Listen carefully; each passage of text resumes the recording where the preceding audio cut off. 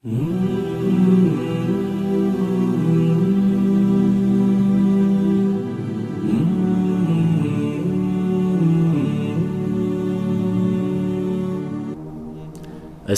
алейкум рахматуллахи ва баракатух. Уважаемые братья и сестры, на сегодняшний день хотел бы рассказать вам дуа, который наш пророк Мухаммад саллаллаху алейхи вассалям делал после утренней молитвы.